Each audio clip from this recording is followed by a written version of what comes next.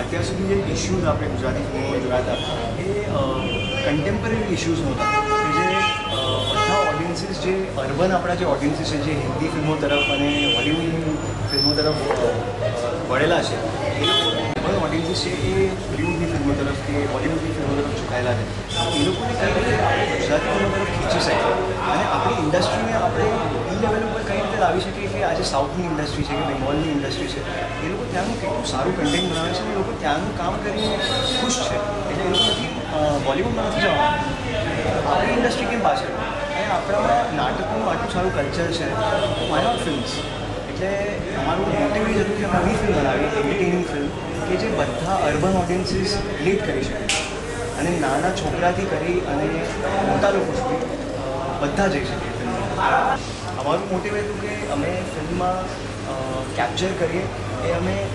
જે લાઈફ જે અમદાવાદની લાઈફ છે જે રીતે છે એ રીતે જ કેપ્ચર કરીએ અને ઓડિયન્સ અત્યારે જો હું કાલે અમદાવાદમાં જોવા ગયો હતો તો એ જ એ લોકો રિલેટ કરી શકે છે કે અરે આ તો મારી જેવા કપડાં પહેરે છે આ તો મારી જેમ બોલે છે કે આ તો અરે આ જગા ઉપર તો હું પણ બેઠો હતો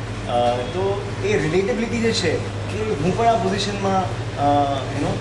હોઈ શકે તો એ રિલેટેબિલિટી જે છે એ અમે કેપ્ચર કરવાની ટ્રાય કરી છે બધા એસ્પેક્ટમાં અમે આટલું એક્સપેક્ટ નથી કર્યું એટલું વધારે રિસ્પોન્સ મળે છે અને હવે એવું થઈ ગયું છે કે અમે અમારું કામ કરી દીધું ફિલ્મ બનાવી દીધી પણ હવે જે ચાલે છે એ માત્ર ઓડિયન્સના લીધે જ ચાલે છે એટલે વર્ડ ઓફ માઉથથી તમે કહો એ રીતે ચાલે છે કે લોકો 2,000 SMS કરે છે જે અમને જાણતા નથી ઓળખતા નથી એ લોકો પોતાના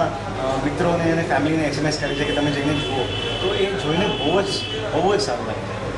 પહેલી ફિલ્મ હતી એટલે મારી પાસે કન્સ્ટ્રેન્ટ્સ હતા માર્કેટિંગના કન્સ્ટ્રેન્ટ્સ હતા કે અમે અલાઉડ ન કરી શકીએ અને અમે જે ઓડિયન્સને ટાર્ગેટ કરતા હતા એ પ્રાઇમરીલી